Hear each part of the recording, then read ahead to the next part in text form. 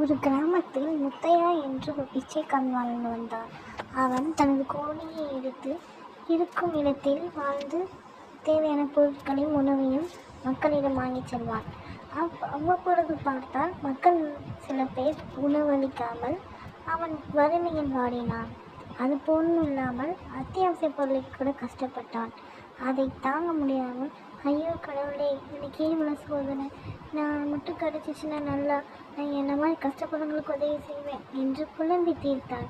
அதுக்கு சிறிது நேரம் கழித்து ஒரு தேவதை அவன் கண்முன்னர் தோன்றியது. மாடனே, நான் நீ பேசுவதை கேட்டேன். நான் உனக்கு தங்க காசுகள் கொடுக்கிறேன். ஆனால் அது கீழே விழுந்தால் தூசியாக மாறிவிடும். இதை நீ ஞாபகம் வைத்துக்கொள். சரி, இப்போ உனக்கு என்ன வேணும்? எனக்கு முதல்ல என் கோணி பை தான் வேணும். அது எங்கே போட்டேன்னு தெரியல, அதை கொண்டு வா என்று சொன்னார். அதுவும் சரி, இவன் பழசை மறக்கவில்லை என அவன் நினைத்தால் பழைய கோணிப்பையை இல்லாமல் புது கோணிப்பையை வாங்கிக்குவான் என நம்பி அவனிடம் சரி என்று ஒரு நிமிடத்தில் போய் எடுத்து கொண்டு வந்து கொடுத்தது. இதோ உன் கோணிப்பை.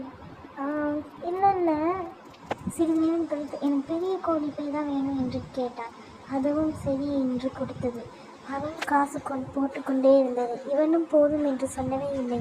அது சொன்னது, மிகவும் கனமாக இருக்கிறதே, இது போதுமே, நீ நல்லா வாழுவியே என்று கேட்டது. ஆனால் இன்னும் கொஞ்சம் மட்டும் போடு, நான் எனக்கு திருப்தி ஆயிடும் என்று சொன்னான். சரி என்று அதுவும் போட்டு கொண்டிருந்தது. ஆனால் அவன் அந்த பையை கீழே விட்டான். அது செதறி தூசியாக மாறியது. நான் சொன்னதை கேட்டிருந்தால் நீ இந்நேரம் பணக்காரனாக இருந்திருப்பாய் என சொன்னது. ஐயோ, இப்படி கனம் தாங்காமல் கிழிஞ்சிருச்சே என்று அழுது கொண்டு, தேவதையும் போய்விட்டது, என் காசும் தங்க காசும் போனது என்று அழுது கொண்டிருந்தான். இதில் இருந்து இருப்பதை வைத்து வாழ வேண்டும், கிடைச்சதை வைத்து இருக்க வேண்டும்.